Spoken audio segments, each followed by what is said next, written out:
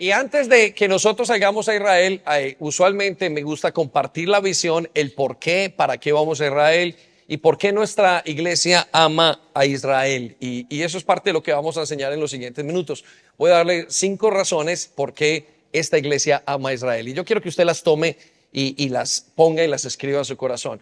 Si usted es parte de esta iglesia, pues eso lo va a ayudar a fortalecer su visión. Pero si no es parte de la iglesia y es primera vez que escucha qué significa Israel, por qué tanta alegría y por qué ese movimiento en el corazón de las personas, hoy va a entender un poquito más y seguro que Dios lo va a inspirar a seguirlo. Quiero llevarlos entonces y quiero intentar responder la pregunta. Es una visión, pero quiero intentar responder la pregunta de por qué nuestra iglesia ama a Israel. ¿Sí? Y usted tiene sus notas allí. Quiero intentar en los siguientes minutos responder esto y animarlos, y también quiero que sientan y quiero contagiar ese amor que tenemos por Israel. Entonces déjeme llevarlo a un principio espiritual y anótelo allí. El principio espiritual es el siguiente: Israel es importante para Dios. ¿Israel es qué? Importante para Dios. Anótelo allí. Israel es importante para Dios y aún está dentro de su plan de salvación. Aún está dentro de su plan de salvación. Entonces quiero que sepa esto es un principio bíblico, es una realidad y es una realidad para nosotros al día de hoy, es una realidad sobre todo para Dios el día de hoy. Y eso es parte de la pregunta o la razón por la cual nosotros vamos a Israel. Ahora, quiero enseñar algo importante y voy a ir enseñando algunas cositas y usted vaya anotándolas y luego seguro que Dios va a formar bien esa teología. Entonces, quiero que llevarlo a esta idea, ¿no? Hay una teología que se mueve dentro de las iglesias y se ha movido por muchos años, se llama la teología del reemplazo. ¿La teología de qué? Del reemplazo. Anótelo allí porque le va a servir esto. La teología del reemplazo enseña que la iglesia ha quitado a Israel de su lugar. Es decir, ha reemplazado, como su nombre lo indica, a Israel. ¿Sí? Y aparentemente, cuando uno lo ve a grosso modo, uno piensa que es cierto que la iglesia lo ha hecho, pero está lejos de la realidad. Israel sigue estando en el lugar importante en su corazón, en el corazón de Dios, y sigue siendo tan importante para su iglesia como Él quiere que sea importante. De hecho, no solamente es importante, es esencial para el evangelio. Si usted quiere tener un buen entendimiento de quién es Dios, necesita un buen entendimiento de quién es Israel y entender cómo es la relación entre Dios e Israel. Ahora, con esto en mente, quiero decirle y quiero darle otra perspectiva de Dios. Cuando Dios mira la tierra, no mira Colombia, Venezuela, Rusia, China, no mira países. Cuando Dios ve la tierra, ve 3 grupos. ¿Cuántos grupos? 3 grupos, ok. Y toda la Biblia está hecha y puesta sobre estos 3 grupos. Primero que todo ve a Israel. ¿Sí? ¿A quién ve? A Israel. Segundo, ve al otro grupo que se llaman gentiles, los que no son israelitas, ¿sí? Los que no son judíos, vamos a decirlo así. Entonces ve a judíos y a no judíos. Esos se llaman gentiles. ¿Cómo se llaman? Gentiles. Y en medio de esos 2 grupos ve un grupo que se llama la iglesia. La iglesia está conformada por gentiles y por judíos creyentes y gentiles creyentes. Entonces, cuando tenemos que imagínense Dios mirando la tierra de abajo, el mapamundi que tenemos, y vemos esos 3 grupos, y solamente ve eso. Él no ve ninguna otra división. Él no ve otro país como lo veríamos nosotros. El mapa que ahora todo el mundo, digamos, si lo viéramos el estilo Putin, veríamos que se anexó Crimea y todo eso, y el cambio cuando van recuperando y quitando, no. Dios siempre va a ver estos 3 grupos. Y estos 3 grupos son importantes para la comprensión de la lectura de la Biblia y el entendimiento del Evangelio. De hecho, quiero que sepa esto. Hay promesas que están hechas y hay promesas o hay dichos y hay cosas dichas para los judíos, que son solamente para ellos. Hay promesas dadas a los gentiles que no son iglesia, solamente dada para ellos. Y hay promesas para la iglesia. Entonces encontramos esas 3 diversidades en el mundo, en la Biblia y en la mente de Dios. En el mundo del evangelio encontramos estas 3 grandes divisiones. Y hay gente que en su entendimiento, en el entendimiento de su teología, no hacen una diferencia entre las promesas que hay para Israel y muchas veces las toman para ellos siendo iglesia. Y muchas de ellas no se aplican a nosotros a nivel general. Hay otras promesas que se aplican a nivel personal porque Dios habla y la palabra de Dios es viva y es eficaz. La palabra de Dios es rema. ¿Es qué? Rema. Rema significa que es viva. Hay una diferencia entre lo que es la palabra de Dios. La palabra de Dios tiene dos conceptos importantes. Es logos, es decir, es información que me dice algo, pero por otra parte es rema.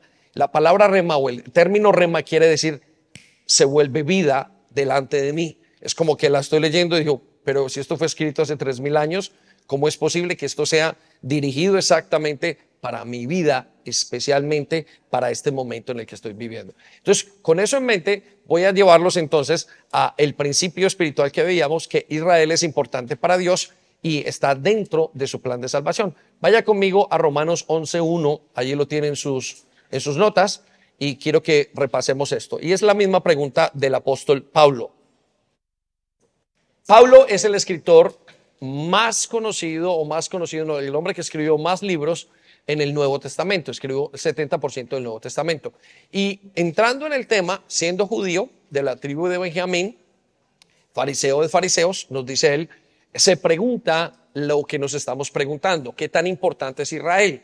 ¿Ha desechado Dios a Israel? ¿Sigue Dios estando en la mente de Dios todavía está Israel? A pesar de que, escúchame esto, Israel el día de hoy es un país que es un país, cuando no camina con Dios, secular, ¿no? No secular. Sí, es una sociedad secular y es un país, no es un país que crea en Dios a nivel general. Es como Inglaterra. Inglaterra se llama cristiana, pero estamos en una sociedad secular, en una sociedad que no cree en Dios. Lo mismo en muchos países de lo que está pasando en este momento, en estos tiempos en los que vivimos. Pero Pablo hace esta referencia, se hace la misma pregunta en Romanos 11, versículo 1. Note lo que dice. Entonces pregunto, este es Pablo hablando a sí mismo, ¿acaso Dios ha rechazado a su propio pueblo, la nación de Israel? ¿Acaso Dios qué? Ha rechazado. Ok, quiero que circulen las palabras rechazado. Y quiero que circulen las palabras su propio pueblo. Y quiero que circulen las palabras la nación de Israel. En pocas palabras, Pablo nos acaba de contar la predicación. ¿Sí? Dios ha rechazado Dios a su propio pueblo, que es la nación de Israel. Y mire la respuesta al final. Pablo llega a una conclusión y luego la explica. Hoy vamos a intentar explicar un aspecto de esa. Por supuesto que no. ¿Por supuesto que qué? Que no. Quiero que se con esas palabras. Por supuesto que no. Y lo llevo a la siguiente escritura. Dios no ha rechazado al pueblo de Israel. Israel sigue siendo tan importante y sigue siendo además esencial para el evangelio y para el entendimiento. Y nosotros como iglesia tenemos en particular que amamos a Israel. Miren, muchas personas se acercan a nosotros y nos dicen, bueno, pero ¿qué es lo de ustedes con Israel? Nosotros hemos entendido, de parte de Dios nos ha dado una visión, amar al pueblo de Israel, somos embajadores de Israel prácticamente. Donde vamos, nosotros tenemos entre que ir a Israel 1, 2, 3, 5, 10, 15 veces, 20 veces, sin ningún problema. Y cada año intentamos y explicamos, y con ello convienen algunas bendiciones que hemos experimentado. No voy a hablar tanto de las bendiciones, pero sí voy a hablar acerca de el por qué. Ahora, vaya conmigo a 1 Samuel 12, 22, para ver cómo en otra parte de la palabra de Dios el mismo Señor responde a este planteamiento. Escucha lo que dice. Dice, el Señor no abandonará a su pueblo escogido. ¿El Señor qué? No abandonará. Ok, quiero que circule esas palabras. El Señor no abandonará a su pueblo escogido. Y quiero que resalte las palabras escogido también. Nosotros, para el entendimiento bíblico y lo que hacemos nosotros, Israel es el pueblo elegido por Dios. ¿Es el pueblo qué? Elegido. Y la iglesia es el pueblo adquirido por Dios. ¿Sí? ¿Es el pueblo qué? Adquirido. Es el pueblo que Dios eligió y la iglesia es el pueblo que Dios compró. Para entender esto de una manera más sencilla, le voy a dar un ejemplo muy rápido. El ejemplo que le quiero dar es este. Imagínese un papá que tiene un hijo del matrimonio, de su relación o del pacto con ese hijo. Y luego, pues, ese papá coge y adopta 9 hijos. ¿Sí? Ese hijo, el primer hijo de la relación, se pierde y los otros hijos quedan 9, ¿cierto? Comienzan a buscar a ese hijo. Bueno, eso es más o menos lo que es la visión de Israel. Dios tiene un pueblo escogido, un pueblo elegido con Él, no sean más importantes o menos importantes, ahorita vamos a explicar por qué y por qué no son, pero ese otro pueblo, esos 9 que quedan, comienzan a desear el regreso de ese hijo que se perdió. Y ese somos nosotros, la iglesia. Nosotros somos los hijos adoptados de Dios. Y no quiero que usted se sienta mal con la adopción. La adopción es, de hecho, es central en el evangelio. Dios nos ha adoptado a nosotros. Ustedes y yo somos hijos adoptados de Dios. Pero eso es hermosísimo, porque veníamos de otros padres y Dios nos adoptó para tenerlos. Pero cuando se trata de Israel, se habla del pueblo escogido, el pueblo que Él eligió sobre todas las partes del mundo para tener. Ahora, vamos otra vez al versículo 22. Entonces dice, el Señor no abandonará a su pueblo escogido. Ya dijimos que Él es el pueblo escogido. Y ahora escuche la razón, no porque sean mejores, no porque sean peores, no porque tengan un buen manejo económico, no porque tengan una nueva cultura diferente. La razón por la cual no lo va a abandonar, dice la palabra de Dios, es esta: porque ello deshonraría su gran nombre. ¿Deshonraría qué? Su nombre. Que quiero que circule esas palabras. Es decir, cada padre es representado por sus hijos. Sí, cada padre es representado por sus hijos. Nosotros somos la representación de nuestros padres. Si nos portamos bien, nuestros padres lo hicieron bien. Si nos portamos mal, lastimosamente es así. Somos el test de nuestros padres. Somos nosotros y nuestros hijos a la vez el nuestro. Bueno, cuando Dios piensa en Israel, en su corazón piensa en este es mi pueblo. Y todo lo que le pasa a ese pueblo es una representación en el mundo de lo que me pasa, de quién soy yo. También le vaya a ese pueblo, es una representación de quién soy yo para el mundo. Este pueblo es muy importante para Dios, entonces por eso. Porque quiere decir, Él fue el que los llamó y dice la Biblia que no los llamó por ser los mejores. Inclusive le dice, los he llamado por ser los peores. Y quiero que sepa, eso también se aplica a usted y a mí. Dios no nos llamó a nosotros porque nosotros éramos los mejores estudiantes, las mejores personas. Dios nos ha llamado a nosotros porque somos los más necesitados. Ahora, quiero que sepa esto también. Si usted no es el más necesitado, usted no tiene parte con Dios. Porque Dios no llama a gente que esté sana. Dios llama a gente que está enferma. ¿Y enfermos de qué? Enfermos del deseo de tener a Dios. Enfermos por no tenerle. Es lo que se llama la pobreza de espíritu. Entonces, con eso en mente, mire lo que dice a continuación. Él los ha hecho una nación especial. ¿Él los hizo qué? Entonces, pensemos en cómo Dios se refiere a Israel. Él dice, Él los ha hecho de una nación especial. Y ciertamente son especiales. Usted ha escuchado, los judíos y los israelitas son personas que son perseguidas por todo el mundo. Yo no sé si usted ha escuchado noticias. Si usted sigue solamente con que siga la BBC, usted se entera de todo. La BBC, cualquier cosa que pase mala en Israel, Israel es el peor de los ciudadanos del mundo. Pero si usted ve en ese mismo momento puede estar pasando un genocidio en África, nadie se enteró del genocidio. ¿Por qué? Porque con sola una cosa que haga Israel, Israel está en un punto muy, muy, muy alto en referencia al mundo. Y por eso tiene enemigos, por eso tiene tantas cosas. De hecho, por eso hasta no son amados muchas veces.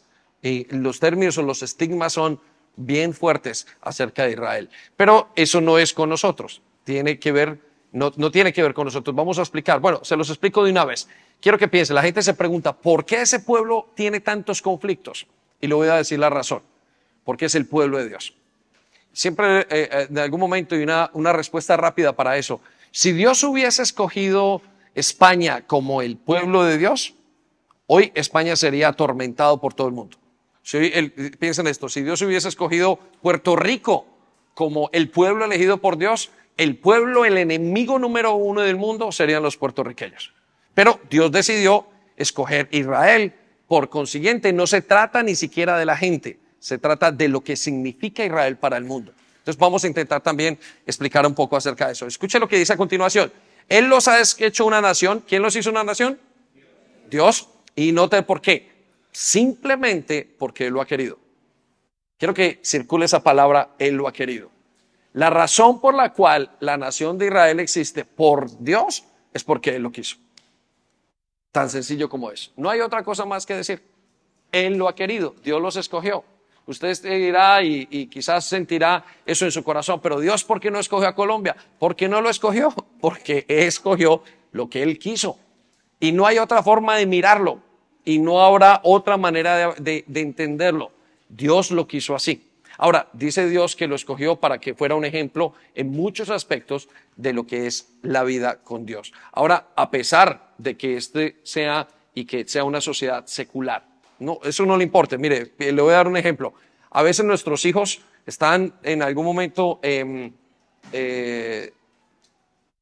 descarriados, pero eso no deja de ser su hijo y usted no deja de tener amor por ese hijo. Bueno, lo mismo Dios. Puede que Israel en este momento sea secular, pero Dios no cambia su palabra. Entonces, voy a darle 5 razones de por qué esta iglesia ama a Israel. 5 razones de por qué hablamos a Israel. Y la primera razón, déjeme lo llevo a la primera. La primera razón es personal. ¿Es qué? Personal. Lo que usted se preguntará, bueno, ¿por qué amamos a Israel aquí en esta iglesia? Anótelo allí. La razón es personal. ¿Y cuál es la razón? La razón es, la iglesia ama lo que Dios ama. Y Dios ama a Israel. Entonces, ¿por qué aman ustedes a Israel? Pastor David, ¿por qué aman ustedes a Israel? Es personal. Y es personal ¿por qué? Porque nadie me ha obligado. Yo he llegado a la conclusión, si mi Dios ama algo, entonces yo lo voy a amar. Miren, ¿saben una cosa? Amo Ecuador. ¿Sabe por qué? Porque mi esposa es ecuatoriana. Y con el tiempo he aprendido a amar a Ecuador. No lo conocía, no tenía el conocimiento bien. Y de repente amo y hablo bien de Ecuador y lo pongo. Bueno, ella llega a la casa y me dice muy bien. Pero todo tiene que ver con lo que ama mi esposa, ¿sí? Y piensa en esto. Entonces, esta iglesia ama a Israel porque Dios ama a Israel. Miren, y le voy a contar esto. Si aquí terminamos la predicación, usted se llevó la mejor respuesta. ¿Ha escuchado usted el término, tus deseos son órdenes para mí? ¿Sí? Bueno, las cosas de Dios son para nosotros como órdenes, son cosas muy importantes. Ahora, vamos a encontrar entonces dónde encontramos en la Biblia que Dios ama a Israel. Y le voy a dar un pasaje pequeño, lo encontramos en muchas partes, pero quiero llevarlo y usted lo tiene allí, Isaías 43, versículo 3. Y vamos a ver, quiero que sepa, esto es como un poema de Dios para Israel. Y es una manera de mostrar. Y quiero que usted vaya, mientras que vamos leyendo, usted y yo vayamos descubriendo el afecto de Dios para Israel. Y este es Dios escribiéndole a Israel. Escucha lo que dice. Porque yo soy el Señor tu Dios. ¿Quién es quién? El Señor tu Dios. Dios mismo está diciendo, yo soy el Señor tu Dios. Note lo que dice. Quiero que hagamos una pausa. Esto está escrito, esto está escrito por el Señor, ¿no? Todos estamos de acuerdo con que la palabra de Dios tiene una autoridad y que la palabra de Dios es la representación de lo que Él piensa, dice, quiere frente a nosotros. Eso se llama la autoridad de la Biblia. Ahora, note lo que dice. Yo soy el Señor tu Dios. Note que no es Israel diciendo, tú eres mi Dios, sino el mismo Señor le dice a Israel, yo soy tu Dios. ¿Sí? Piensa en esto, deténgase a pensar en esto. Usualmente la historia va en que nosotros le decimos, tú eres mi Dios. Y la gente se representa con Dios. Dice, Señor, tú estás conmigo, tú eres mi Dios. Tú haces las cosas y uno se apodera de ese título de Dios. Pero en este caso, Israel no se está apoderando del título. Es el mismo Señor que ha dicho, yo soy tu Dios. Y note, por más que nos duela esta situación, no ha dicho a Colombia, yo soy tu Dios. Panamá, yo soy tu Dios. Él mismo lo está diciendo, es la única nación donde le está diciendo, yo soy tu Dios. Es interesante, quiero que lo piense. Solamente pensando en eso y comenzando con esa estructura, con lo que nos está diciendo, usted ya mira el corazón de Dios. Ahora, nota lo que sigue a continuación. Soy el santo de Israel. ¿El santo de qué?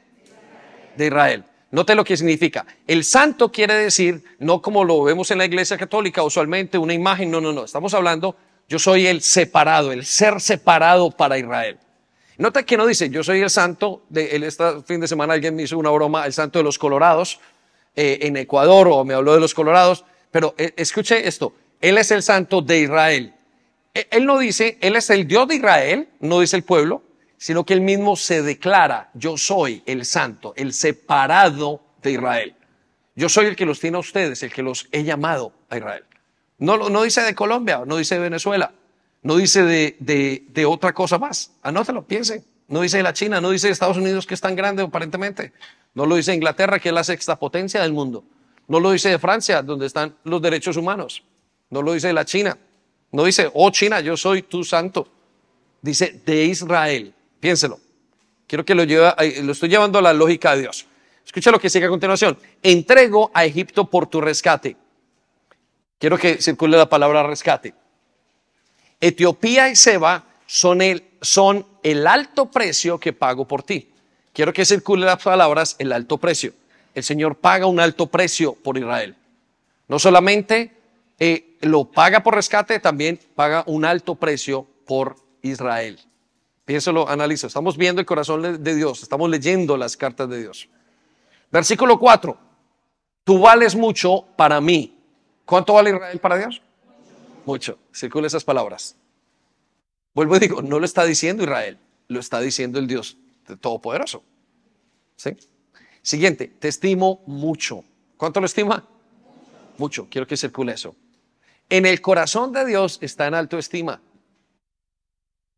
Está en alto estima Israel. Es lo que él piensa. Cuando miramos y pensamos, Señor, ¿qué hay en tu corazón en este momento? Dice, lo estimo mucho. Israel está aquí en mi corazón. Y escucha la siguiente palabra, te amo. ¿No siente usted que esas deberían de ser las palabras de un papá a un hijo? Que un papá para usted donde le diga esas palabras, que tremendo. Tú vales mucho para mí, te estimo, te amo mucho, ¿no? Escuche lo que sigue a continuación. He dado gente para poder tenerte y naciones para rescatarte con vida. Quiero que circule las palabras para poder tenerte. Y quiero que circulen las palabras para rescatarte con vida. Mire, piensen esto. La única nación en el mundo sobre ella han pasado en toda la historia casi, creo que son 17 imperios, 17 gobiernos diferentes. Y todavía sigue en pie, son la nación de Israel. Son los judíos. No hay otra. Pasaron todos y no han podido detenerla. No importa lo que hayan hecho, no han podido detener todo lo que es ese país y esa nación para Dios. Sigue estando en el mismo lugar, sigue haciendo lo mismo. Dios sigue pensando en ellos de la misma manera. Note lo que sigue a continuación. Versículo 5. No tengas miedo. ¿A quién le dice que no tenga miedo? A Israel. Es increíble, las palabras son, digo, no tengas miedo, Israel. Si quiere anotarlo, está por allí. No tengas miedo, Israel. ¿Qué deseo tiene en el corazón Dios con Israel? Yo estoy contigo. ¿Con quién está Dios? Con Israel. Esto es una declaración de amor. Y una buena declaración de amor. Y podemos estar seguros no solamente de que es una declaración de amor y que es buena declaración de amor, sino que es totalmente veraz de parte de Dios. Porque viene de la palabra de Dios. Escucha lo que sigue. Del oriente traeré a tus descendientes y del occidente te reuniré. Circulen las palabras, traeré a tus descendientes. Está preocupado por sus descendientes. Dios está preocupado, dice, y esto es como una profecía para todos los tiempos. De todas partes voy a traer a tus descendientes.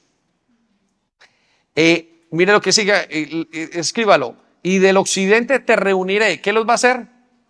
Los va a reunir. Alguien que ama quiere reunir a sus hijos. Alguien que quiere reunir a sus hijos. Me encanta cuando estoy en la familia, los días martes yo tengo toda la familia unida allí y me fascina ese tiempo. Es uno de los mejores días para mí entre la semana. Y yo pienso en eso y digo, ¿cómo será el corazón de Dios? Si nosotros tenemos solamente un racimo de gente en casa, ¿cómo será el corazón de Dios con Israel? Desea reunirlos, desea traerlos. Versículo 6, escucha lo que dice. Les daré esta orden al norte, le daré esta orden al norte. Esto es impresionante, es como esa carta de amor. Dice, le daré esta orden al norte, suéltalos, y al sur no te quedes con ellos. Es como de una manera especial, le dice, mire, estoy capaz de decirle, pídame la luna, le decía el esposo a la esposa. Y Dios le dice a Israel, le dice, yo te voy a traer desde el norte, que te suelte todos, porque te quiero que estés conmigo. Siguiente, traeré a mis hijos de lejos. ¿Traeré a quién? Sí, con esas palabras. ¿Cómo les llama? Mis hijos. Les llama a Israel mis hijos. ¿Sí? Pastor, pero secularizaron. No se preocupe. Dios sabe cuándo traer a sus hijos. Siguiente dice, y a mis hijas de lugares ramiz. ¿A mis qué? Hijas. Entonces Dios piensa en Israel con muchísimo amor. Entonces quiero que piense en esto entonces. Dios ama a Israel con todo su corazón. Lo ama con toda su alma hasta el día de hoy. Y Israel sigue estando presente en el plan de Dios. Y quiero que sepa que el reemplazo no cae en esa teoría. Dios no va a reemplazar, al contrario, va a ser definitivo y lo vamos a ver en unos momentos. Pero quiero llevarlo al siguiente versículo. El siguiente versículo está en Ruth capítulo 1, versículo 16. Y quiero contarle una historia acerca de este pequeño libro. Es un pequeño libro, creo que tiene 4 capítulos. Y en este libro de Ruth nos encontramos por primera vez una cosa que se llama una tipología. ¿Cómo se llama? Tipología. Tipología es una sombra de algo que pasa que tiene un significado mayor. Y en este libro encontramos a una mujer moabita, una mujer, es decir, gentil. Ya les he dicho de los 3 grupos, que se encuentra con una es casada con un hijo de una mujer que se llama Noemí. Y esos 2 hijos, la mujer tenía 2 hijos, ellos salen de Israel, tiene 2 hijos y esos 2 hijos se mueren, ¿sí? Y las 2 nueras quedan con la incógnita, ¿y ahora qué? ¿Se murieron los esposos? ¿Qué hacemos nosotros con la suegra? ¿Sí? Algunos han pensado en eso. Pero escuche lo que hizo él. Y dice que cuando la suegra, siendo judía, dice que estando las dos nueras, una de ellas dijo, suegra, de aquí no podemos más, yo me regreso a mi tierra. Pero dice la Biblia que Ruth le dijo a Noemí, yo quiero continuar contigo. Y esta es una tipología de la iglesia y de Israel. Y es una de las pocas veces en las que encontramos en la palabra de Dios esa reunión entre las dos, y esto se convierte, esa unión es una tipología de la iglesia. Entonces, con eso en mente que le acabo de contar, esa pequeña historia que le acabo de decir, quiero que vaya conmigo y vamos a leer entre todos el versículo 16 de Ruth, capítulo 1. Y léalo conmigo y ya le explico un poquito más. Escuche lo que pasa. Respondió Ruth. Juntos conmigo, vamos. Respondió Ruth, no me ruegues que te deje y me aparte de ti, porque a donde quiera, más fuerte, porque a donde quiera que tú fueres, iré yo. Y donde quiera que vivieres, viviré. Tu pueblo será mi pueblo. Tu pueblo será mi pueblo. Y tu Dios será mi Dios. Escuche, esto es apasionante. Dale un aplauso a Dios por esto, ¿sí? Lo que le está diciendo Ruth a Noemí es que le está diciendo lo que le está diciendo una parte del pueblo gentil, porque el otro se fue. Lo que iba a ser iglesia a los judíos es, donde quiera que tú vayas, yo iré. Tu pueblo será mi pueblo. Tu Dios será mi Dios. Está diciendo una declaración de amor a su suegra. Más adelante dice la Biblia que esta mujer se casa y hay una tipología del Mesías. Entonces quiero que lo piense. La respuesta de Dios y la respuesta de la iglesia ante el amor de Dios es, tu pueblo será mi pueblo. Y quiero que lo circule, tu pueblo será mi pueblo. Quiero que circule esas palabras ahí, tu pueblo será mi pueblo. Entonces, esta iglesia ama a Israel porque tu pueblo será mi pueblo. Porque es una razón personal.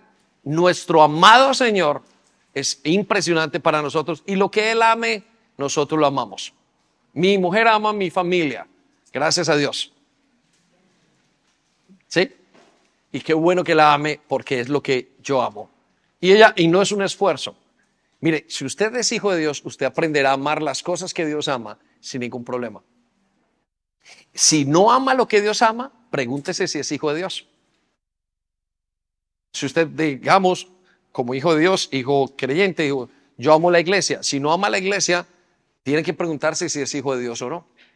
Porque usted ama lo que Dios ama. Eso es parte de ese entendimiento y ese caminar en el evangelio. Entonces, le di la primera razón. Le voy a dar la siguiente razón. La siguiente razón es cultural. ¿Es qué? Anótelo allí. La siguiente razón por la que amamos a Israel es cultural. Y La razón por qué es cultural es porque Israel es el único pueblo que se parece a la iglesia. Anótelo allí. Israel es el único pueblo que se parece a la iglesia. Y usted se preguntará, pero si no llevan gorrito ustedes, si no tienen las... No se trata de eso. Muchas de esas cosas fueron inventadas en el año 1600 y es parte simplemente de la religiosidad. Lo que estamos hablando es que el único pueblo, el pueblo perseguido en el mundo entero es Israel, ya se lo dije. Pero el pueblo que más se parece, o la iglesia se parece al pueblo que más se parece a la iglesia, es a Israel. Miren, les voy a contar esto. Israel no es un lugar privilegiado. Cuando usted va, es un lugar mediterráneo seco. Israel no es un lugar ni bonito desde ciertas perspectivas. ¿Sí? Es un lugar histórico, pues es bonito desde la historia. Pero no es un lugar bonito. Usted encuentra las Bahamas, usted encuentra las montañas de los Andes, los Pirineos, usted encuentra las Malvinas, estas que están en cerca de Australia. Bueno, usted encuentra unas cosas en unos lugares mucho más impresionantes. No es una tierra mágica. Israel no es que usted vaya y produce milagros. Eso no es así. El que produce milagros en el pueblo de Israel es el Dios de Israel. Y Israel los produce aquí también. Israel, los milagros del Dios de Israel son hechos en el lugar donde se adora al Dios de Israel. Pero entonces, ¿qué es? No es un pueblo superior, no es una cuestión política. Israel no es un lugar hermoso como tal. Lo que lo hace hermoso es la promesa del Dios de Israel. ¿Sí? Piense cómo odia el mundo entero a Israel. Y le decía, si Dios hubiera cogido su pueblo, el lugar donde usted nació, ese sería el lugar más conflictivo que hay. Lo voy a llevar a la escritura. Vaya conmigo a Deuteronomio capítulo 7, versículo 6. Y voy a mostrarle un paralelo entre el pueblo de Israel y la iglesia. Y le va a encantar este paralelo. Con eso usted va a poder entender, bueno, esto es lo que yo quiero y esto es lo que Dios está esperando de mí. Y quiero que vea una similitud. Casi que usted va a tener un problema, y se lo anticipo, de saber quién es quién, a no ser que lo explique la misma palabra de Dios. Pero vaya conmigo y le explico entonces. Deuteronomio 7:6, escrito en el Antiguo Testamento para Israel. Escuche lo que dice. Pues tú eres un pueblo santo. ¿Qué pueblo es? Santo. Quiero que circulen las palabras santo. Quiere decir un pueblo apartado. Cuando en el entendimiento de la palabra santo, no estamos entendiendo, vuelvo y digo, una super persona que nunca pecó, y el entendimiento de una imagen que hay en una iglesia. Eso no es santo, aunque la persona hubiese sido santa. San Pedro, San Pablo, usted también es santo. ¿Qué es lo que le hace que usted sea santo? Usted es una persona apartada. Ese es el concepto de santificación. Dios apartado. Por ejemplo, esta mesa aquí en la iglesia solamente la utilizo yo, entonces está santificada para mí, para predicación. No es otra cosa, no se puede hacer otra cosa. No se puede comer, no se pueden hacer trabajos, solamente es para la santificación. La he santificado para este trabajo que estamos haciendo. Bueno, Dios dice de Israel que Él es un pueblo santo. Y cuando hay un pueblo santo, y esto usted y yo lo tenemos que entender, tiene que haber un comportamiento diferente. Y esto es especial.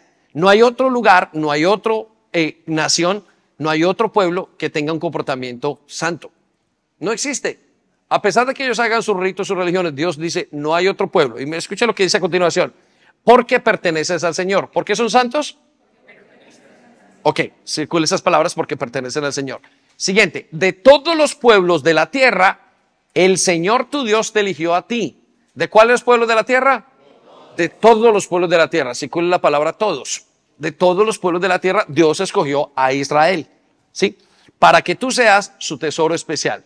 ¿No le parecen maravillosas estas palabras? ¿Sí?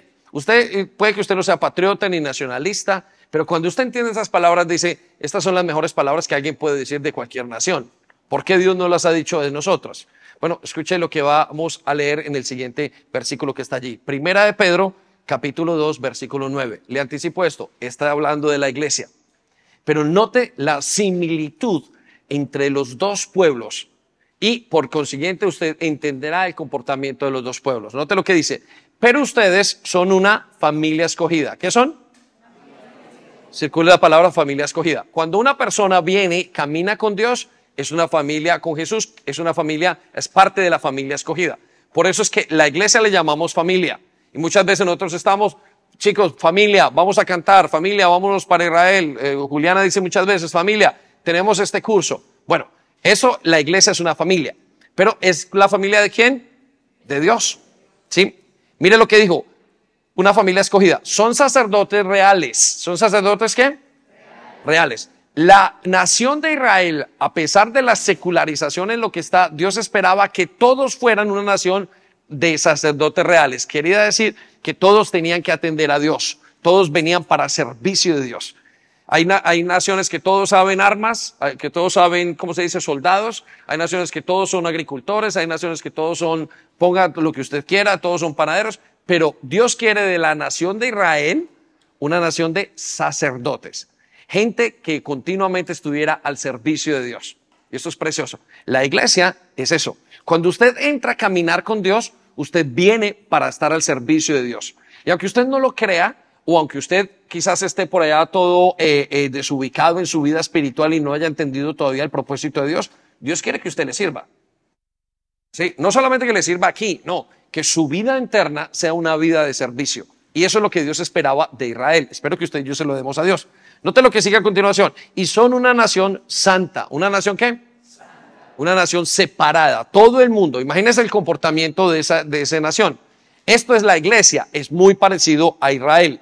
Escucha lo que sigue a continuación. Son un pueblo que Dios compró para que anuncien sus obras extraordinarias. La razón por la cual Israel era y llegó al apogeo que tuvo en ese momento era porque decía y mostraba las obras extraordinarias de Dios. ¿Quién es el único pueblo en este momento, aparte de Israel, que muestra la grandeza de Dios? ¿Cómo se llama? La iglesia. Es usted y soy yo. Miren, ahora se subió Esmeralda aquí a contarnos cómo su vida y cómo había seguido a Dios. Eso es contar de las grandezas de Dios. ¿Por qué es contar de las grandezas de Dios? Porque es tan maravilloso escuchar cómo Dios hace cosas tan diferentes. Uno ve sanidades, uno ve gente peleando y batallando en tantas cosas. Los eventos que hemos visto, esos son las grandezas de Dios. El cómo Dios despliega su majestuosidad para nosotros y con nosotros. Eso es ver las grandezas de Dios. Eso lo hacía Israel. Ahora, ¿quién lo hace? La iglesia. Seguimos a continuación. Mire lo que dice. Versículo 10. Vaya conmigo rápidamente. Ustedes antes ni siquiera eran pueblo. Mira, ahora nos damos cuenta de que está hablando de la iglesia. ¿Qué no éramos nosotros antes? Pueblo. Anótelo. Usted y yo no éramos pueblo de Dios. Es decir, usted y yo no teníamos nada que ver con Dios. Y Dios un día se nos apareció, también al pueblo de Israel, pero con nosotros es de esta manera, se nos apareció en un lugar. Y yo quiero que piensen esto. ¿Cuándo Dios tocó las puertas de su corazón? A través de su mamá que lo trajo a la iglesia. Una noche de vigilia, salió usted con su guitarra del carro. Hoy aquí, ¿cuándo? ¿En qué momento? El otro día hablaba con alguien, me decía, no, mi papá conoció a Dios estando por allí en una casa y le compartieron. No éramos pueblo. Y ahora él dice, ustedes son mi pueblo, familia escogida. Ese es el plan de Dios. Lo que pasa es que nosotros tenemos que pelear con el anterior familia. ¿Sabe que antes éramos hijos del diablo?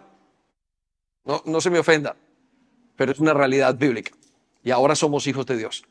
Y la familia del diablo es muy mala. Ustedes conocen las familias malas, ¿no? Y la nueva familia adoptiva es maravillosa.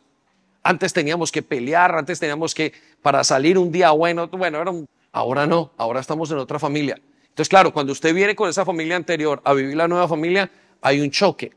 Pero la nueva familia sigue siendo igual. Es maravillosa. Denle un aplauso a Dios, ¿cómo no, no? El solo pensamiento es maravilloso. Vaya conmigo entonces, mire, antes ni siquiera eran pueblo, pero ahora son pueblo de Dios. ¿Qué somos ahora? Pueblo de Dios. Antes no habían tenido compasión de ustedes, pero ahora ya les tienen compasión. Quiero que sepa esto, Dios tiene que tener compasión de usted. ¿Sabe por qué? Para poder tener misericordia. Ya les se lo dije anteriormente, si usted está muy bien, Dios dice, ¿qué te puedo yo dar a ti? La salvación es para aquellos que la necesitan. Dios es para aquellos que lo necesiten. Dios no está para aquellos que no lo necesitan. Tan simple como eso. Entonces, le hemos dado dos razones. La primera razón es personal. Dios ama a Israel, la iglesia ama a Israel entonces. La segunda razón es una razón cultural. Israel es el único pueblo que se parece a la iglesia. Y le doy la tercera razón. La tercera razón es una razón teológica. ¿Una razón qué? Teológica, bíblica, teológica. Y escuche que esto es precioso, esta razón. ¿Por qué es una razón teológica? Y escuche todo el mundo. Porque Israel y la iglesia comparten las mismas raíces. ¿Qué comparten? Anótelo allí. Israel y la iglesia comparten las mismas raíces.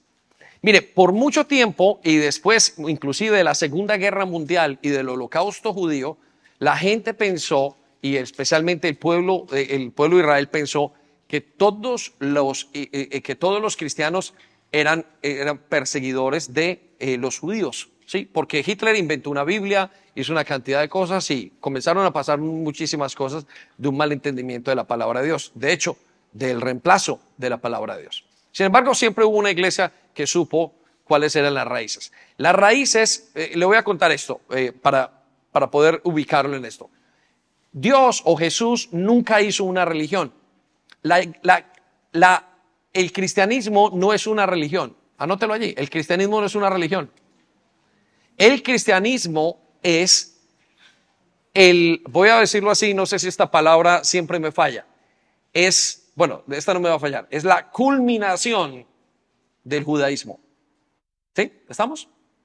El cristianismo no es una nueva religión. Jesús no vino a hacer ninguna nueva religión. Jesús era judío. De hecho, en los últimos años de ministerio, Jesús tuvo 3 años de ministerio, es decir, de servicio a Dios, donde habló, donde evangelizó, donde hizo milagros. 3 años. ¿Cuántos años? 3 años. Y en esos 3 años nunca salió de Israel. De hecho, la composición de la iglesia era 100% judía. Ustedes se aterrarán de esto. La primera iglesia, la iglesia que nosotros vemos en el libro de Hechos, en los primeros 4 capítulos, era una iglesia totalmente judía. ¿Sí? Eran creyentes judíos, porque el plan de Dios no había salido. Hasta que llegaron los gentiles y ahí comenzó a esparcirse, como lo decimos en este mundo, viralmente, la palabra de Dios. ¿Estamos? Entonces, el plan de Dios nunca fue hacer una religión. Ahora, ¿por qué no encontramos el cristianismo como una religión? Porque a medida de estudio la tienen que clasificar. Pero bíblicamente, el cristianismo no es nada más y nada menos que haber creído en el Mesías de Israel. ¿Qué es el Mesías? La palabra Cristo significa Mesías. ¿Qué significa? Mesías. La palabra Cristo significa, o Mesías significa enviado. Entonces, ¿qué es para Israel? ¿Quién es para Israel Jesús? El enviado, el Mesías. Se lo había prometido a Moisés, se lo había prometido. Y ellos creyeron en él. Pero después esa salvación se esparció para todas las demás personas que somos nosotros, gentiles, los que no venimos de sangre judía, los que no venimos directamente de sangre, vamos a decirlo, de Abraham. Entonces, la iglesia siempre tuvo las mismas raíces, inclusive la misma iglesia católica. Yo les estaba contando en la primera reunión que en las grandes capillas o en las grandes catedrales, las iglesias católicas tenían en la mitad, no sé si lo recuerdan, el camino a Jerusalén. Y el camino a Jerusalén era como una especie de laberinto, como un resemblance o como una manera de mostrar y de recordar lo que decían, por ejemplo, los salmos, que ir a la tierra prometida es ir a Jerusalén. Entonces, está más metido en las raíces de lo que nosotros pensamos. Ahora, ¿por qué? Vamos a mirarlo en el Romanos capítulo 9, versículo 4. Y esto está escrito en el Nuevo Testamento. Escucha lo que dice porque esto es precioso también. Es muy impresionante. Romanos capítulo 9, versículo 4. Acerca del pueblo de Israel, está hablando aquí. Es Pablo explicando. El pueblo de Israel, de ellos son la adopción como hijos. ¿De quién? ¿Quiénes son ellos? El pueblo de Israel. Quiero que circule ahí las palabras ellos y coloque encima Israel. De ellos son la adopción, es decir, el que nosotros podamos estar hoy acá. Escucha lo que dice, siguiente, la gloria divina, es decir, la presencia de Dios. Estamos en Romanos 9, capítulo 4. Sí. Escucha lo que sigue a continuación. Los pactos, ¿los qué? ¿Qué son los pactos? Los pactos es esto. Cuando usted lee el Nuevo Testamento y el Antiguo Testamento, o el Antiguo Testamento y el Nuevo Testamento, está hablando de pacto. Eso es lo que significa, 2 pactos que Dios hizo. Entonces, lo que nos está diciendo el apóstol Pablo es que de los judíos es el pacto. De ellos, a ellos les pertenece. Miren, les voy a contar una cosa. Cuando uno va a Israel, uno va a un museo que se llama el Museo del Libro. Y en el Museo del Libro se encuentran los pergaminos más antiguos de la Biblia. Y datan, creo que son 200 años antes de Cristo. Puede que esté mal, unos añitos más, unos añitos menos. De una carta que se llamaba, por ejemplo, el libro de Isaías, que lo acabamos de leer, que tiene más o menos 400 a 500 años antes de Cristo. Y solamente se encontraron en todos los escritos 3 errores. ¿Cuántos errores? 13 errores, 13. Y todos los errores que hay en todas las copias hasta el día de hoy son errores simplemente gramaticales. No son errores de interpretación. Entonces quiero que piense que lo que estamos leyendo hoy es lo mismo que se leyó hace 2300, 2400 años. Ahora, la pregunta es, ¿por qué es tan único este libro histórico y teológico? Porque ellos lo preservaron así. Dios tenía que buscar una nación que fuera celosa para preservar la naturaleza de lo que para nosotros el día de hoy y aún para ellos es la verdad. ¿Por qué nosotros confiamos tanto en la palabra de Dios? Porque es la verdad para nosotros. ¿Por qué es la verdad para nosotros? Porque tiene y fue escrita por Dios, inspirada por Dios, dada a sus hijos. Entonces quiero que vaya conmigo en lo que estamos leyendo. Dice, de ellos son los pactos. ¿Son qué? La ley, el privilegio de adorar a Dios. Nosotros sabemos cómo adorar a Dios por ellos. Ustedes se preguntarán, estas canciones, usted tiene que mirar los salmos, es simplemente una expresión de los salmos, cantada de una manera diferente, pero es una expresión de los salmos. ¿Es de quién? De los judíos, eso es lo que nos está diciendo. Entonces, como nosotros compartimos las mismas raíces, lo podemos ver. Mire lo que sigue adelante. Y el de contar con sus promesas. Las promesas son de ellos, las conocemos. Cuando usted dice Dios amó tanto al mundo, o cuando usted habla de las promesas del Antiguo Testamento en su vida, usted lo que está diciendo es, son las mismas del pueblo judío. Y son dadas para mí como unos hermanos mayores y yo las recibo. Ahora, ¿son ellos mejores que nosotros? Por supuesto que no. Vamos a explicar en unos minutos. Vaya conmigo al versículo 5. De ellos son los patriarcas. ¿Qué son? Abraham, Isaac, Jacob. Escuche lo que dice, y de ellos, según la naturaleza humana, quiero que le ponga mucha atención a esto, nació Cristo, quien es Dios sobre todas las cosas. ¿De quién es el Cristo? De ellos. Voy a volverlo a leer. Y de ellos, según la naturaleza humana, nació Cristo. Circule la palabra nació Cristo y circule las palabras, quien es Dios sobre todas las cosas. Quiero que piensen esto. Nuestro Señor y Salvador es el Mesías de Israel. Es el tan esperado Mesías de Israel, que en algunas partes la palabra le dice, es esa roca central del pueblo judío, del templo de Dios. Muy bien, entonces dice, alabado sea el Señor por siempre. Entonces, ¿qué quiere decir esto? Todo lo que nosotros tenemos y hacemos viene de ellos. Ahora, quiero rápidamente advertirlo de algo. Hay un movimiento que está en este momento en todo el mundo, que se llama un movimiento judaizante. ¿Cómo se llama? Judaizante. ¿Qué significa esto? Es un movimiento que dice, enseñamos las raíces judías de la iglesia y el problema de esto es que comienzan a dañar y a trastornar la teología correcta de la iglesia. Es decir, usted se podrá encontrar y de repente una persona que es de una de las montañas de Centroamérica, de los Andes, con una gorrita judía. Y él dice, yo no me llamo David, yo me llamo Ben David, o me llamo Ben Abraham, y eso es un movimiento que está pasando en todas partes del mundo. Y es un movimiento que no es de Dios. ¿Por qué no es de Dios? Porque Dios respeta la cultura y la identidad judía y la identidad de nosotros como creyentes. Dios sabe que a mí todavía me gusta el chicharrón. Dios lo sabe. Y Dios sabe que ellos tienen que hacer kosher. Dios lo sabe. Y Dios sabe que Dios sabe nuestra cultura y Él la respeta. Pero estos movimientos religiosos lo que hacen es hacer un ensanche y quitar de la vida y despersonificar la cultura. Y usted tiene que tener mucho cuidado. Porque cuando estamos leyendo esto parece ser que estamos leyendo como algo superior. Pero no estamos leyendo algo superior, estamos leyendo el corazón de Dios. Y eso es lo que importa. Ahora, vaya conmigo entonces a Romanos 11, versículo 17. Y vamos a explicar estas raíces rápidamente. Escuche lo que dice. Algunas ramas naturales del olivo. La palabra olivo es otra palabra para Israel. Cuando usted encuentra la palabra olivo en la Biblia, está hablando de Israel. Es otro nombre bonito. Hay padres que le dicen a sus hijos mi gatico, mi flaquis. Bueno, usted dirá los nombres que usted tiene. Pero Dios le dice a Israel el olivo. Entonces quiero que circule ahí en las palabras olivo y coloque Israel. Algunas ramas naturales de Israel fueron cortadas. ¿Fueron qué?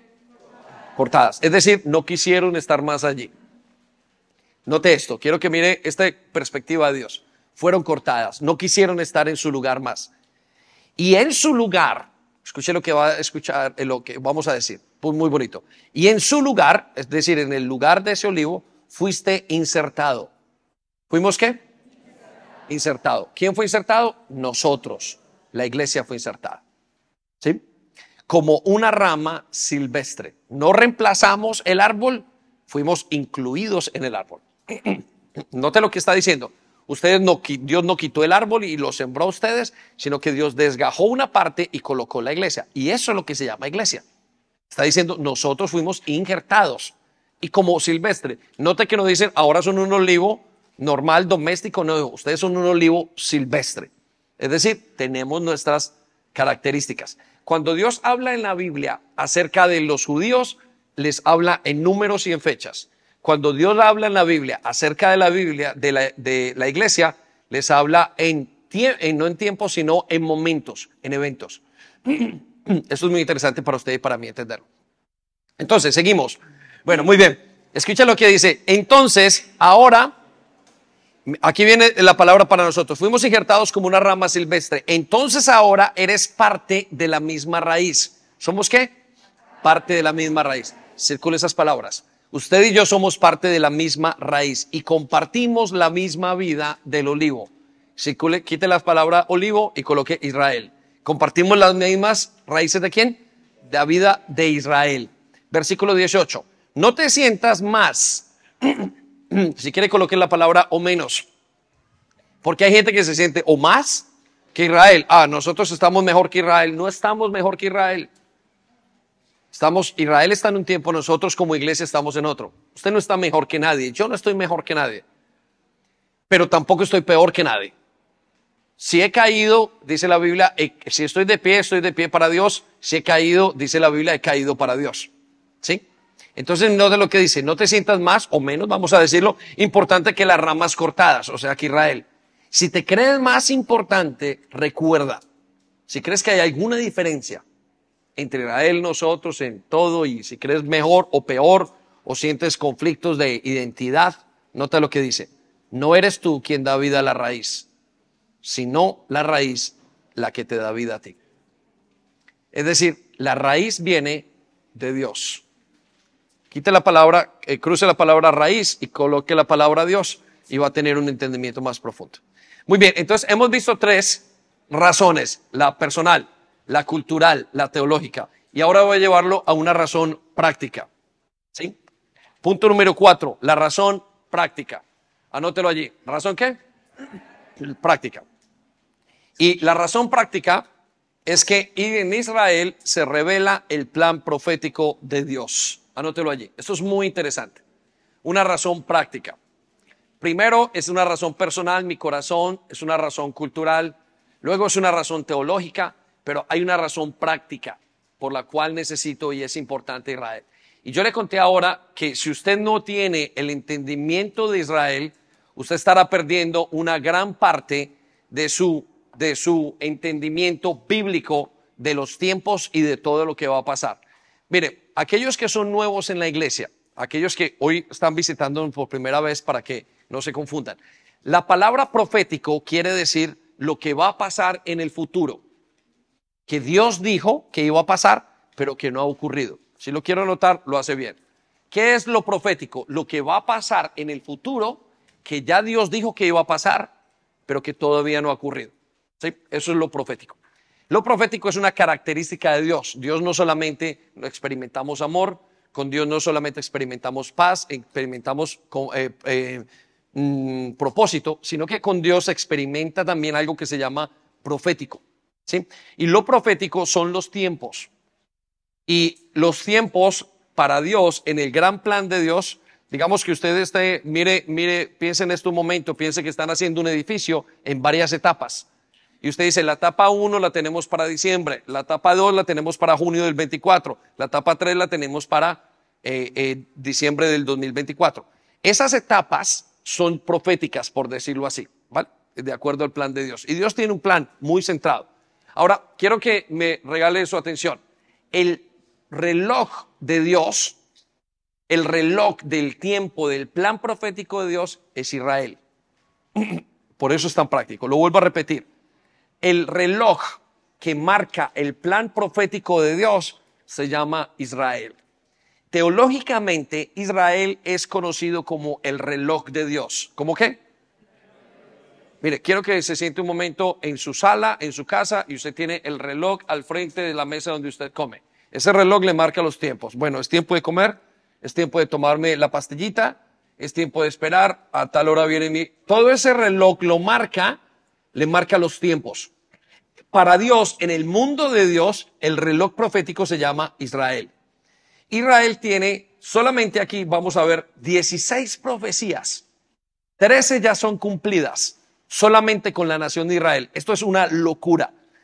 Mire, escuchar esto, cuando fue dicho, no tenemos el tiempo para estudiarla, simplemente voy a nombrar algunas de ellas, escucharlo y entenderlo y no creer o no contar con Israel en la historia del mundo, sería un crimen, sería un suicidio a nivel histórico, un suicidio a nivel cultural en todos los aspectos. Vaya conmigo entonces a esas profecías. Usted las tiene allí escritas, yo simplemente las voy a nombrar. La primera profecía que encontramos, hay muchas, pero encontramos esta, solamente en Génesis 15. La primera profecía es que Israel sería un pueblo esclavo en Egipto. Mire, piensen esto. Antes de que Israel fuera 430 años a Egipto, Dios les había dicho como 300 años antes, ustedes van a ser esclavos en Egipto. Y lo dijo en Génesis 15:13. Se cumplió. Luego él profetizó en Génesis 15:4 que Israel saldría liberado de Egipto con riquezas. El único país que ha salido, la única nación que ha salido liberada, eran esclavos todos y salieron libres de Egipto, y los ciudadanos de Egipto, dice la Biblia, nos cuenta, históricamente se sabe, que les dieron dinero para salir, fue Israel. Y está cumplida esa profecía en está dicha en Génesis 15:4, que Israel sería liberado de Egipto con riquezas. Tercera profecía, que Israel se le daría una tierra como posesión eterna. La encontramos en Génesis 15:16 al 21. ¿Sabe? Hace 4 o 5 años el presidente, me parece 4 o 5, el presidente Donald Trump hizo un movimiento que escandalizó a todo el mundo. Y el movimiento era haber pasado la segunda ciudad en Israel, aparte después de Jerusalén, es Tel Aviv. Y para evitar el conflicto, todas las embajadas estaban en Tel Aviv. Y este presidente, como algo fenomenal, hizo cambiar la embajada directamente a Jerusalén. Eso fue un boom. ¿Saben por qué? Porque Jerusalén, para Israel, Jerusalén es la capital eterna. ¿Es la capital qué? Eterna. Es el único lugar donde se ha dicho sobre ese lugar que iba a ser de posesión eterna para Israel. Y hoy vemos cumplido, y lo vemos cumplido en la palabra de Dios, que Israel se le daría una tierra como posesión eterna. También está dicho de parte de Dios en Génesis 15, años antes de cumplirse. Tercera profecía, que Israel se volvería a la idolatría. Lo encontramos en Deuteronomios. Israel se volvió a la idolatría y Dios tuvo que trabajar con Israel y castigarlo. Se profetizó. Es increíble, Dios les dio, los sacó de esclavos, los llevó a una nueva tierra, era maravillosa la tierra, tenían todo lo que tenían que hacer y se volvieron y entraron en idolatría.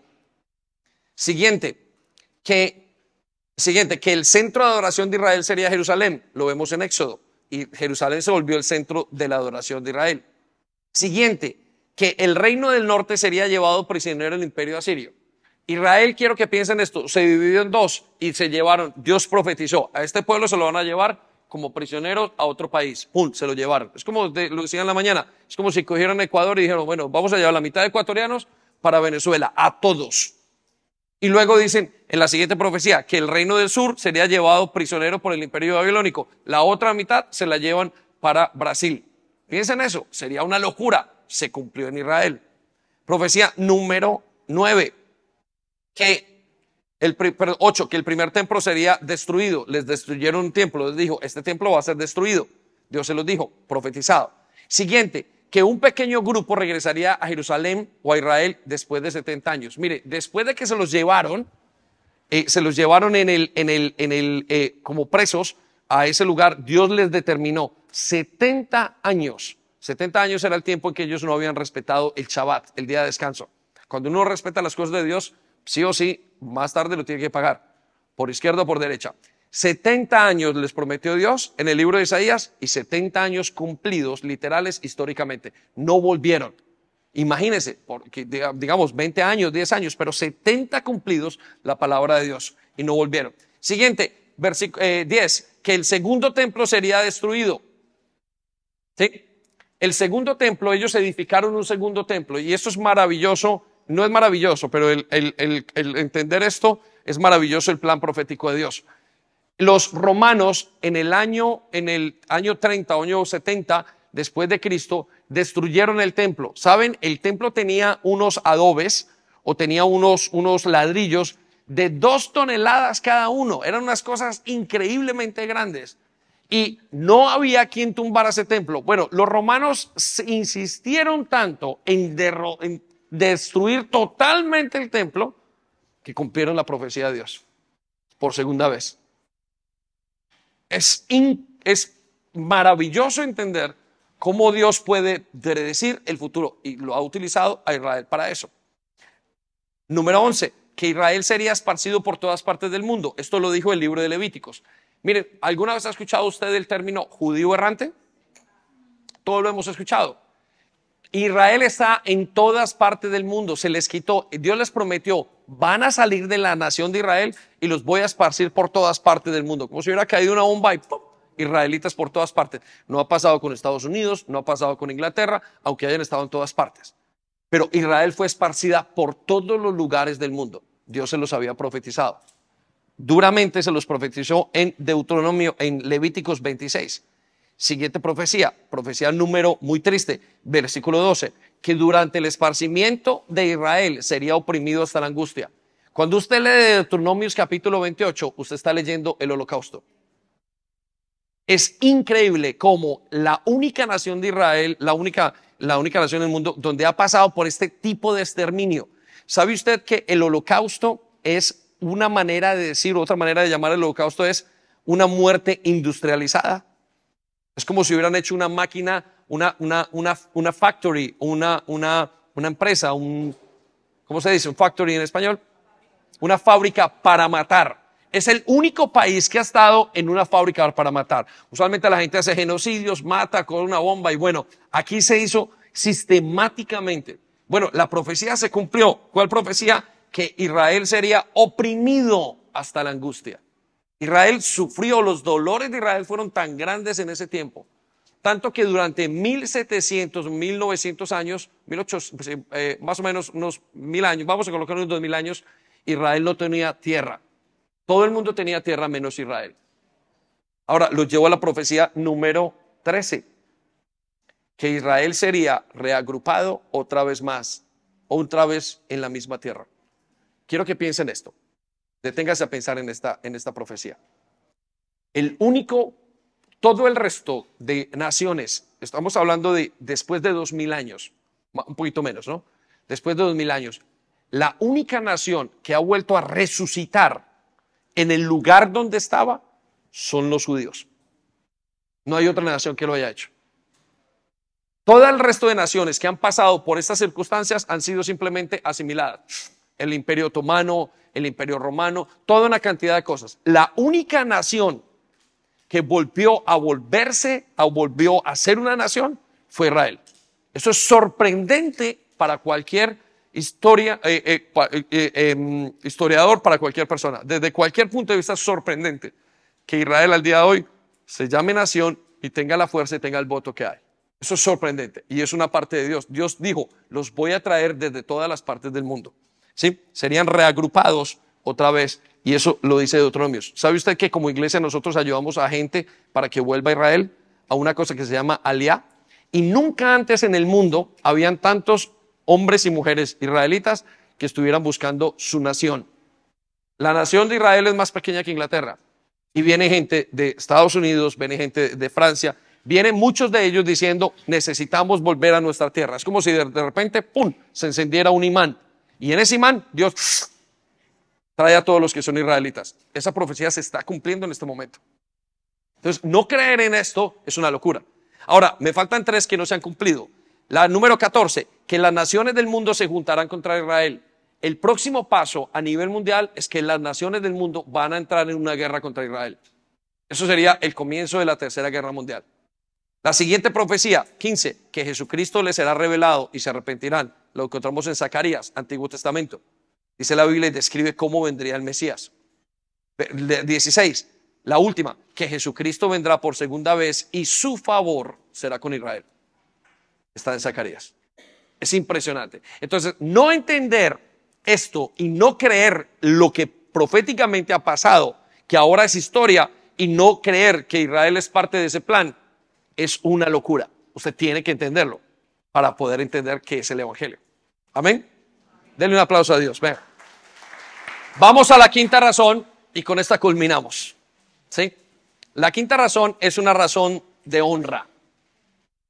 Es una razón de honra. De honor o de honra. Escriba honra mejor. Es una razón de honra. Ahora, ¿por qué es una razón de honra? ¿Por qué amamos a Israel? ¿Y por qué es una razón de honra para nosotros? Y la respuesta está en esto, en que la iglesia tiene una deuda de amor con Israel. Escríbalo allí y escríbalo en letras mayúsculas. Escriba la palabra deuda de amor. La iglesia tiene una deuda de amor con Israel. Muy bien, quiero llevarlo rápidamente porque se me ha acabado el tiempo a Romanos 11:11. Y lo paso rápidamente por esto. Quiero que piensen en esto. El antisemitismo es una cosa supremamente fuerte. Está a todos los niveles. Verdaderamente es una de las esencias del racismo más fuertes que hay. ¿Sí? Yo lo he visto, lo he vivido y he tenido amigos, gente que es musulmana, gente que no lo es, y hay un sistema antisemitista muy fuerte. Pero la iglesia, en el caso nuestro, nosotros tenemos y sabemos que tenemos una deuda de amor por Israel. Entonces, simplemente lo llevo al texto. Romanos 11:11 dice, ¿acaso el pueblo de Dios tropezó y cayó sin posibilidad de recuperarse? Quiero que circule la palabra tropezó. Y quiero que circulen las palabras sin posibilidad de recuperarse. Es una cosa muy clara que estamos hablando de una nación secular en este momento. Es decir, una nación que no camina con Dios. Es muy claro y es muy evidente que cayó. Históricamente, bíblicamente, en todos los aspectos. ¿Sí? Cuando usted vaya, usted ve gente como nosotros, común y corriente. O como la gente de fuera, más bien. Y viviendo sus vidas normales. No espere ir a Israel y ver todo el mundo orando. Eso es falso. Porque no estamos hablando de ese plan profético. Estamos en un momento como este. Ahora, dice el mismo Pablo, entonces, ¿será que no se va a recuperar? Mire lo que dice, de ninguna manera. ¿De ninguna qué? Manera. Dice así, el pueblo fue desobediente, es cierto. Por eso Dios puso la salvación al alcance de los gentiles. Escuche, dice aquí, está diciendo Dios, usted es salvo y tiene la salvación al alcance suyo porque ellos en su momento cayeron. Parte del plan de Dios. ¿Sí? Sin embargo, vamos al texto. Él quería que su propio pueblo sintiera celos. ¿Sintiera qué? Celos. Quiero que circulen las palabras, que ellos sintieran celos. Pero no quiero que usted piense unos celos malos. Quiero que piensen esto. Ellos sintieran celos, el deseo de vivir lo que usted vive. El plan de Dios es que cuando usted ama a Dios, cuando usted ama lo que Él ama, aquellos que son judíos iban a entrar en celos. ¿Y qué son celos, Señor? ¿Cómo esta gente te puede amar tanto? ¿Cómo si tú eres mi Dios, tú me llamaste y tú eres el que dice que tú eres mi Dios, esta gente te ama tanto? Y usted y yo sabemos la respuesta. Porque amamos a Dios, amamos a Israel. ¿Estamos? Entonces, el plan de Dios es que ellos sintieran celos y reclamaran, ¿qué? La salvación para sí. El plan de Dios es que este pueblo, nosotros, vean que amamos a Dios con todo nuestro corazón y ellos digan, Señor, ¿cómo te pueden amar a ti que eres el Dios de Israel? Y yo estoy aquí perdido y ni te veo siendo judío. Versículo siguiente, versículo 12. Y escuche, esto es precioso. Ahora bien, ¿ahora qué? Bien, si los gentiles fueron enriquecidos, aquí hablamos de nosotros. Y yo le voy a decir una cosa, yo he sido enriquecido, yo soy gentil, yo he sido enriquecido. ¿Cómo que he sido enriquecido? Desde que conozco a Cristo tengo un mejor matrimonio. Desde que conozco a Cristo tengo una mejor relación con mis hijos. Desde que conozco a Cristo tengo una relación mejor con mis padres. Desde que conozco a Cristo he sido enriquecido en mi sanidad. Desde que conozco a Cristo he aprendido a solucionar problemas diferentes. Desde que conozco a Cristo he visto milagros. Desde que conozco a Cristo mis finanzas están mejor. Desde que conozco a Cristo mi salud está mejor. Desde que conozco a Cristo mi vida cambió. Es cierto lo que está diciendo. Ustedes los gentiles fueron enriquecidos con la salvación de los judíos. ¿No ha sido usted enriquecido? Si usted no ha sido enriquecido, hay dos cosas. Uno, o no es hijo de Dios, o está mintiendo. Pero cualquiera que se acerque a la salvación de Dios, se enriquece. Y no estoy hablando financieramente, estoy hablando de su vida florece. Por eso florecen las relaciones y la vida. Otra vez, si hablo de las relaciones, porque es lo más difícil, el resto se consigue. Pero ¿quién consigue otra esposa? ¿Quién consigue un matrimonio ya roto? ¿Quién recupera un hijo en drogas? Eso es muy tenaz. Sin embargo, ustedes fueron enriquecidos. Escuchen lo que dice a continuación. Porque los israelitas rechazaron la oferta de la salvación de Dios. Entonces, imagínense, circula esa palabra, imagínense, cuánto más grande será la bendición para el mundo cuando ellos por fin la acepten. Lo que está diciendo Dios es, imagínense, si ustedes fueron enriquecidos, cuando Dios vuelva con ese hijo que estaba perdido, ese hijo pródigo que vuelve a él, ¿cómo será? ¿Y sabe cómo será? Será el tiempo de la venida de Jesús. Por eso es una locura no contar con Israel en nuestra vida a nivel personal y de iglesia. Tiene toda la razón. Entonces lo llevo al último versículo, Romanos 15, 27. Y nos dice estas palabras. Lo hicieron de buena voluntad. Escuche, el contexto de esto es la iglesia primitiva. La iglesia en Israel, en Jerusalén, entró en crisis económica, entró en crisis en muchos aspectos. Y ya el evangelio se había esparcido a todas las regiones de Asia y estaban en varias partes, en partes de Europa. Y en ese momento, cuando entró en crisis, ellos tuvieron que hacer algo por la iglesia. Y Pablo les habla de este argumento. Y este es el argumento que yo le hablo a su corazón y al nuestro el día de hoy acerca de Israel, de cómo amar, de cómo hacer. Y escuche el argumento que utilizó Pablo. Dice, lo hicieron de buena voluntad. ¿Cómo lo hicieron? No fueron obligados, de buena voluntad. Dice, aunque en realidad era su obligación hacerlo. ¿Qué era? Su obligación hacerlo. Lo que había Dios dado por medio de los judíos se había convertido en una obligación de honra y moral en la vida de los cristianos. Y note lo que dice, porque si los gentiles han participado de las bendiciones espirituales de los judíos, están en deuda con ellos. Quiero que circule esas palabras, están en deuda con ellos. Si usted ha participado de las bendiciones que hay, que Dios ha traído a su vida, usted está en deuda espiritual y de honor con Israel. Y yo creo que estoy en deuda. Esta iglesia está en deuda. ¿Son mejores? No, olvídese de eso. ¿Tiene usted que ser judío? No. ¿Tiene que hablar usted de hebreo? No. Tiene que amar lo que Dios ama en su corazón. Eso es lo que probará su corazón. Cuando usted ama, se le nota. Y escuche lo que dice entonces, están en deuda con ellos para servirles con las bendiciones materiales. Amén. Esperamos que haya sido de bendición para ti. No olvides compartir este vídeo con otras personas para que pueda ser de bendición para ellas también. Te animamos a que te suscribas a nuestro canal si aún no lo estás, para que te lleguen las notificaciones del nuevo contenido.